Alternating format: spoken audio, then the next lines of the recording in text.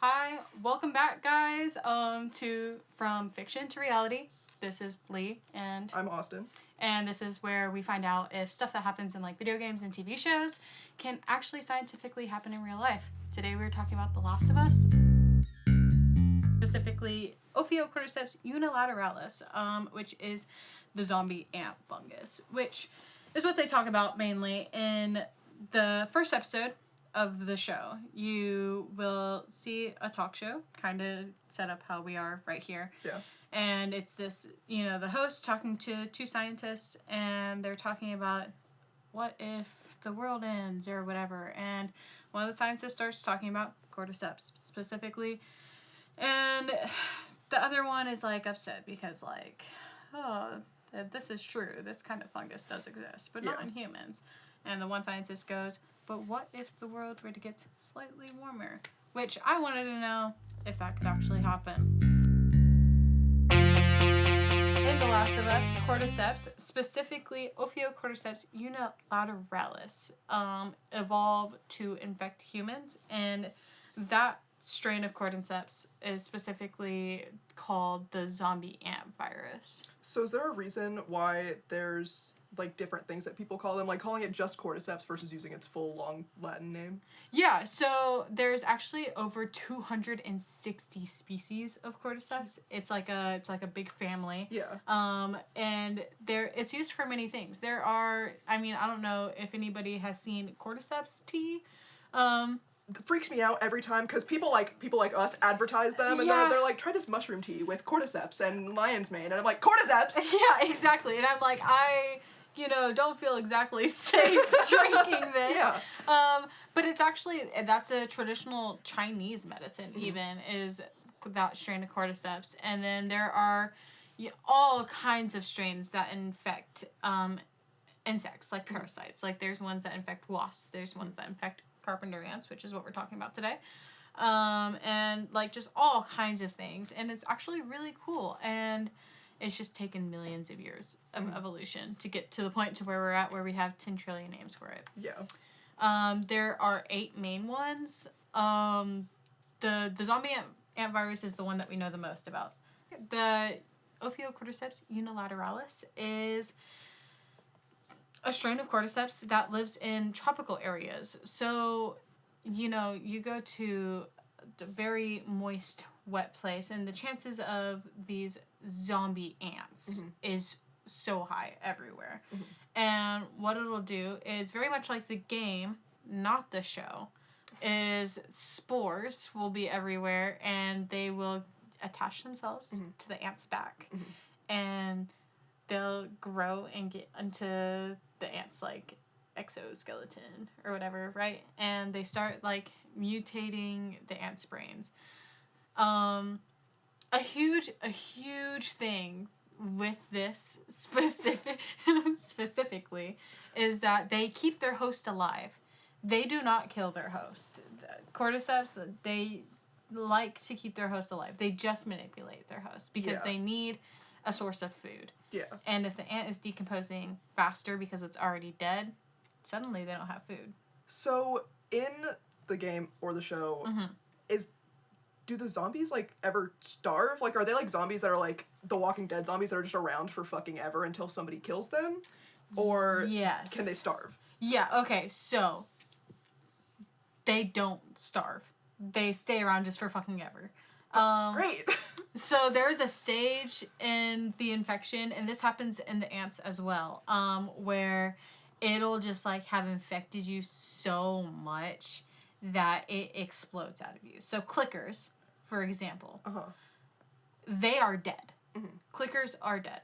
Okay, but they usually will have just turned into clickers. And some clickers will be so stagnant, nothing will happen around them for so long that they just sit down and become, and this part is based specifically off of OPHIOCORDYCEPS unilateralis in real life. They'll sit down and just mold into whatever around them and start producing spores. Ugh. So they're completely dead in the game. You don't have to kill them. They're just like rotted into the wall or into the ground or whatever, and spores are just coming out of them. Freaky as hell. Yeah. I hate it so much. But then there's like the bloaters and stuff where like if you're in an extra moist environment, it's like the cordyceps are like steroids to people, and you're like super fucking freaky. Yeah. But even bloaters explode spores. I gotta love fiction. That is not gonna happen to us. Thank God. That is the whole point of this. So, what happens is, going back to, you know, in real life, the zombie ants,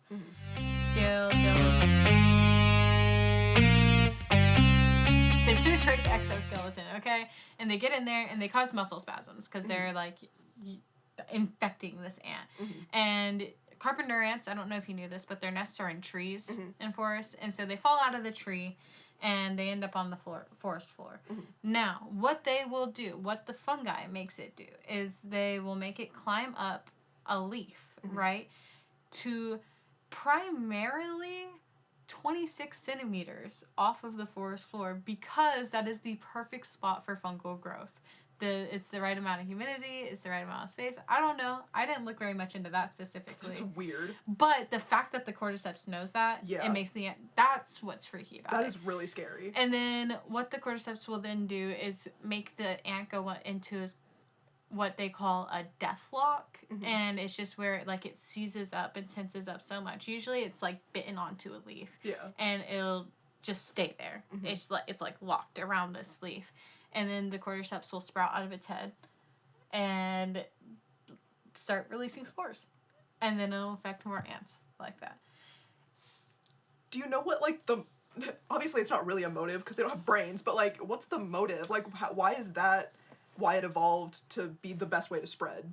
That is actually so funny that you asked that, because whenever I was reading that, I was thinking about episode, I think, 6 or 7 in The Last of Us, where that freaky cult guy comes around, and he's talking to Ellie, and he's talking about how cordyceps is love, and it'll do anything in its power to keep on spreading and thriving and keeping its community going, and that is all it is. Yeah. Cordyceps, the actual fungus, will do anything in its power to keep on spreading. Makes sense. And I thought that was really cool, because reading that, you can see Neil Druckmann did actual genuine research while writing that game, because that was actually really cool to see those parallels. And it also kind of contributes to the question of if that could happen to people, when it's like it's so determined to spread that it's like it could evolve. Yeah. It could eventually evolve enough to infect a human, I guess. No, it cannot. So basically, we actually don't really have to worry about anything. Can happen. Anything can happen. We don't have all the perfect technology to perfectly study this. Also, keep in mind, as unlikely as it is, we have only studied that one type of cordyceps this much. There are all these other ones that we have not studied that much. But basically, through millions of years of evolution, there has been a parasite and host coevolution. Yeah. So, OPHIOCORDYCEPS unilateralis has specifically evolved to stay infecting carpenter ants. It has never strayed from carpenter ants. Yeah. It has never tried to stray from carpenter ants. If the carpenter ant, say, the world gets warmer, and the carpenter ant is obviously going to evolve. It's a fucking ant. It's not going to just die off the face of the earth. Yeah. Then the cordyceps is going to evolve with the ant. Yeah. It's not going to evolve to try and infect something else. Yeah. It has never tried to evolve to. If it did, it would be like radiation mushrooms. Like, it would be like something happened and all these mushrooms are all out of whack now, like in its DNA. Yeah. To make it try and search out something else. Yeah. So as far as we know, there is actually genuinely no reason to be worried about that. So, do you know, like, what... Is it, like, only insects that we know of that have been infected by different kinds of cordyceps? Yeah, so we actually, as far as we know, have not had any mammals or fish or birds or anything like that. It's only insects. And it's because it cannot survive in a host over 86 degrees Fahrenheit. Huh. So its like sweet spot is 68 to 86. Funny flip. And it needs 94 to 95% humidity.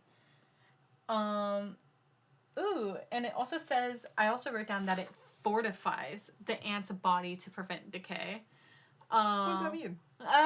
So basically, I was talking about how it keeps the ant alive, right? Yeah. So what it'll do is it'll just like grow mushroom, not on the outside of the exoskeleton, but in like coating the inside of it to keep it from like decaying and to keep it alive. And then as it decays, it'll just replace that decay with mushroom. Ew. Yeah. Yeah. That's scary. So like theoretically, you cut open one of these zombie ants, it could be like half mushroom. That's freaky. Yeah. Ew. It'd be pretty cool if it could happen.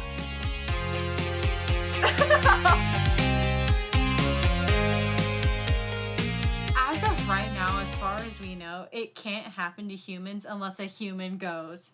That'd be pretty cool if it could happen to humans. I'm sorry, don't listen to me. It would not be cool if it happened to humans. No, but it would. It would be so cool. It'd be so interesting. Because, like, it's terrifying. Yeah. Because, I mean, there is no way of knowing that if humans got infected by cordyceps, it would get as violent as the game or the show.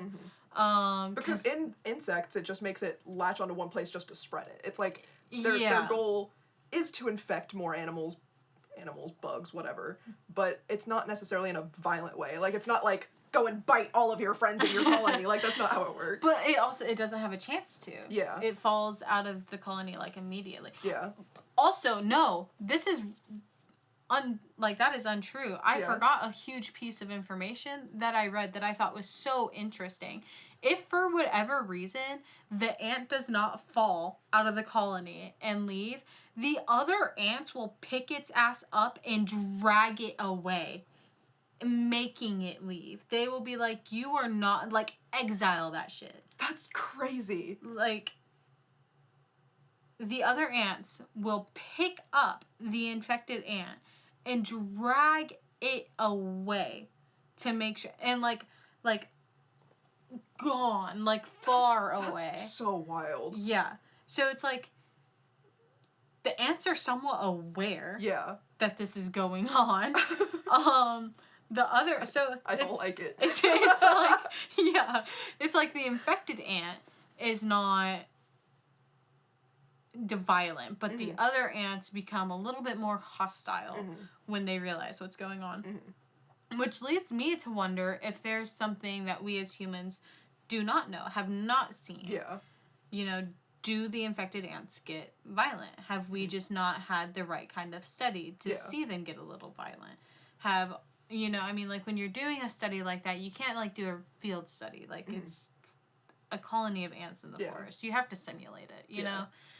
So, like, are we just doing, like, the perfect simulation and we're not seeing the true extent? Like, obviously, we know enough. Yeah. And we know a lot. And, I mean, and all of this also boils down to anything can happen. Yeah. We don't really know what could, like, we know that they have never strayed from carpenter ants before. We know this, that, and the other. But also, how did we get to 260 plus species of cordyceps? Exactly. It's like, in my head, I imagine a, like, chain of evolution that could happen is, like, they evolve to be able to, like, infect whatever, like, eats an ant or whatever other bug is infected. It's like if a bird were to eat these ants, it could get infected. In a world where they evolve to be able to do that. Because it just makes sense that it would want to evolve to be able to spread as much as possible. But I also know that a lot of viruses, they evolve to do one very specific thing really, really well. So it's like, I understand why it would stick to just ants. But again, like we said, anything could happen. It could theoretically evolve to just spread no matter what. The cordyceps that is used in Chinese medicine, it grows on other plants, right? It's not the parasitic, well, they're all parasitic, but it's not the type that involves the insects. Yeah. And in the game, this spread happens through wheat. It happens through it.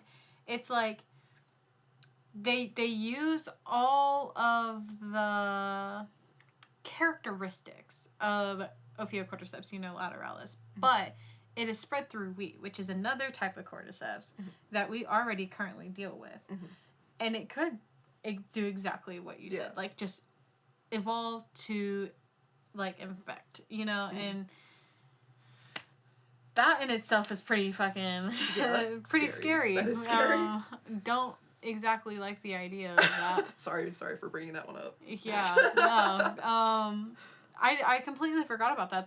That it is talked about, that it spreads through wheat, because I mean, if you know this and you like pay attention while you're watching the show, you'll see like 12 different times that Joel misses getting infected. You know, starting with he was supposed to eat pancakes that morning with Sarah on his birthday, and then he was supposed to, you know, they almost ate the biscuits from the Adlers, and then he was supposed to bring home a birthday cake and he forgot. Like, all of this is different ways that Joel somehow managed to avoid the infection. Yeah. You know? Which is just crazy in itself. And then he goes on to tell Ellie about it when they're walking to Bill and Frank's place. He was like, they think it was spread through wheat, you know, and but we know that as viewers, we know that because we also see when the outbreak happened in Jakarta. It happened in a factory, a wheat factory. Yeah. And that lady was like, bomb the place. Like, that is the only way to stop it. We bomb lost. The place. Bomb it. And then they didn't do it fast enough. TLDR, it shouldn't happen. And if it were to happen, it won't happen in our lifetime. Like, it would take far too long for it to evolve to be able to happen to us. Yeah. We're fine. Unless somebody goes. You know, it'd be really cool. It'd be really cool if it happened to people. It'd be really cool if it happened to people. So, this episode of Fiction to Reality, it's not going to become reality. Definitely not. We hope. Anyways, thank y'all so much for watching. Like and subscribe. No, I'm kidding. Love y'all. Come back for next week's episode. I think we're going to do The Walking Dead. And I'm also going to talk about some of the little things that we did not know about The Walking Dead when we went into watching it. Yeah. So, love y'all. Goodbye.